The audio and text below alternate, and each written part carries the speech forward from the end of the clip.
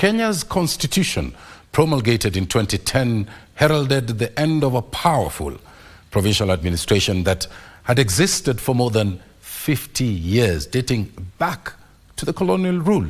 Another visible shift was the transition of 175 local authorities to 48 county governments. Jacob Kioria looks at the shift in Kenya's governance system 60 years on.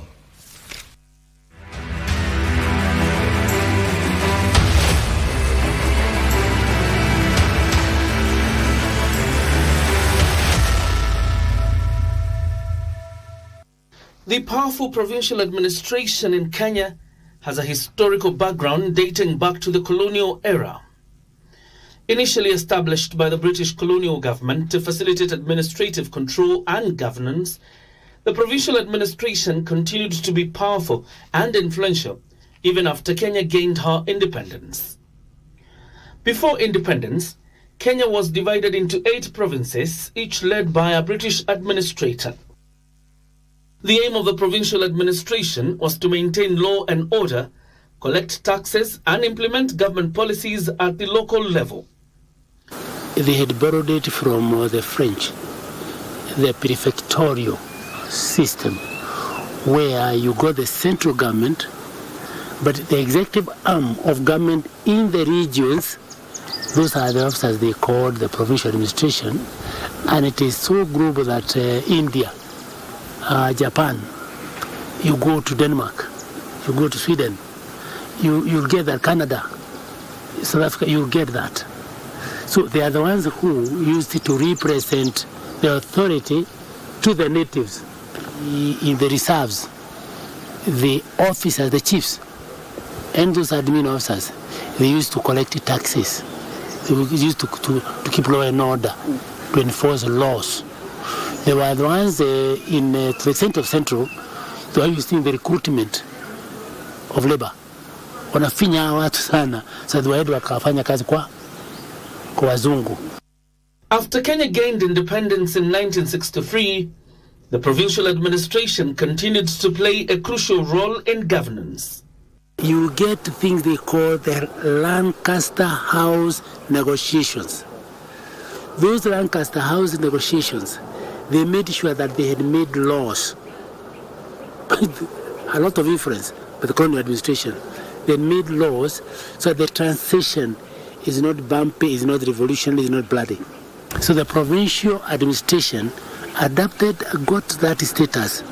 The provincial commissioners, the district commissioners, the transition, and we have a lot we called the promotees. So that you would be a deal for 1 year when you are promoted to a DC, because it's Kenyanization, Africanization.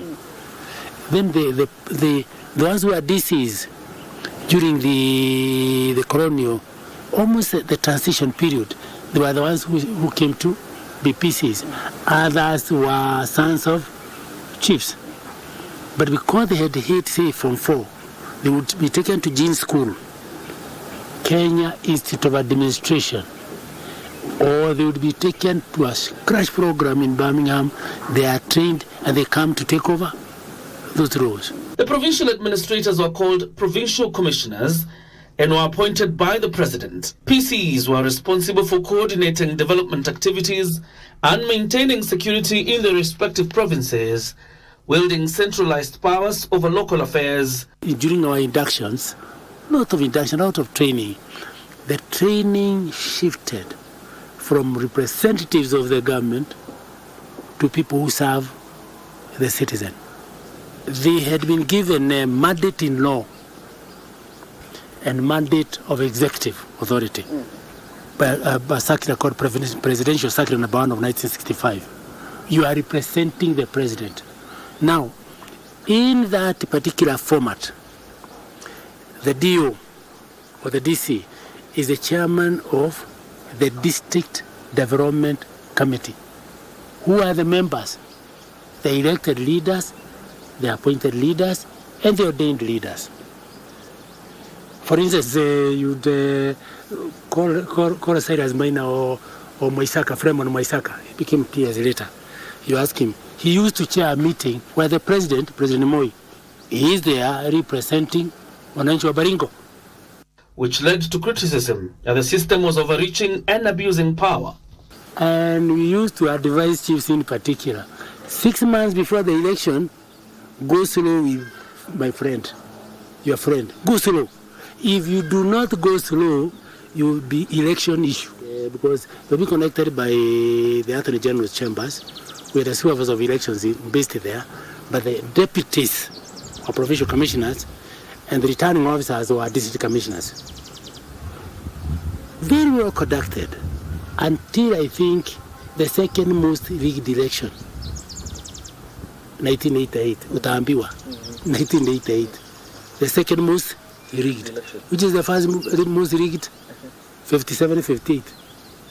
Where mtu kama ambaye umevaa vizuri unapewa kura 5.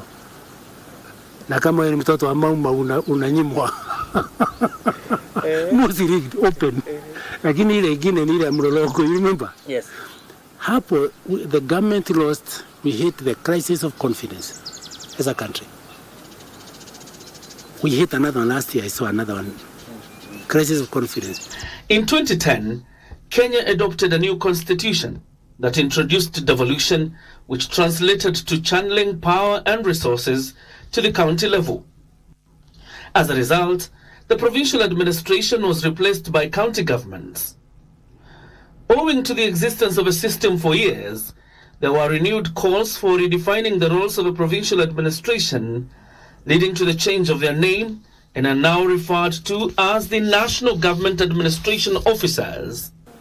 And one of the big differences that I'm seeing now here is that we made our president to be very vulnerable. Kanyangalika yote waweza tukana rais. Though they do not yield massive powers as they used to and are now appointees of the Interior Ministry, regional commissioners and county commissioners chair security committees in their respective jurisdictions and are the link between county governments and national government, particularly on functions that have remained with the national government and other residue functions. But devolution did not only mark the end of a powerful provincial administration, it also marked the end of a local government setup, which consisted of 175 local authorities, otherwise known as councils. The authorities were classified as city council, municipal council, town council, and county council. In that category of those 4, Nairobi had its own jurisdiction, and an act an act through Parliament that gave Nairobi a wider scope than the municipalities.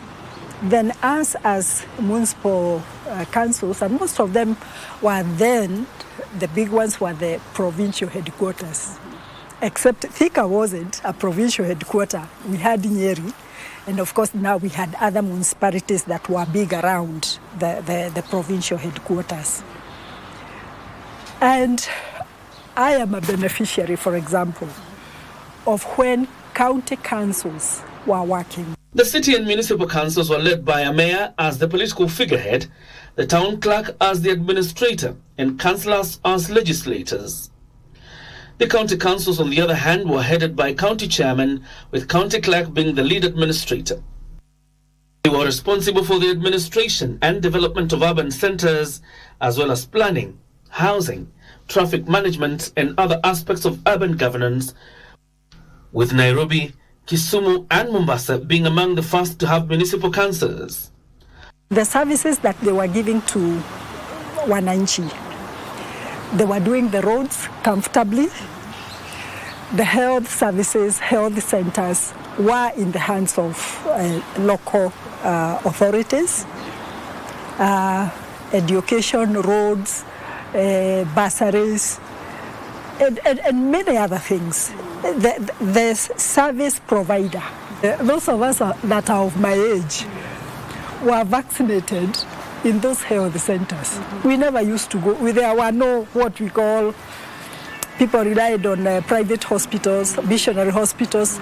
It wasn't necessary because the services were being delivered efficiently by the local authorities of that time.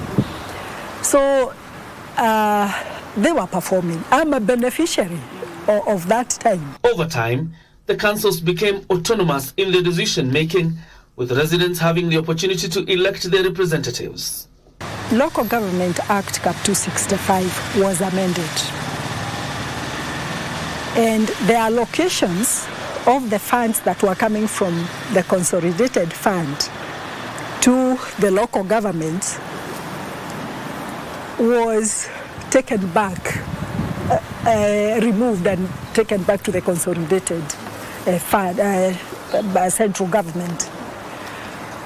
And then local authorities now had a trickle down of about 1.5% from 40. After that, those of us that belong to that time can realize that services went down. The councils were, however, criticized for their centralized nature and limited citizen participation, necessitating the shift to county governments. The local government were not centralized.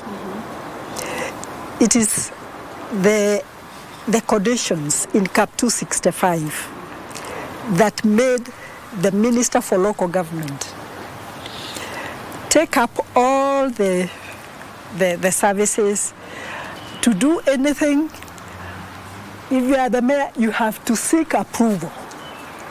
If the minister thinks that you're not towing the line, you don't get approval.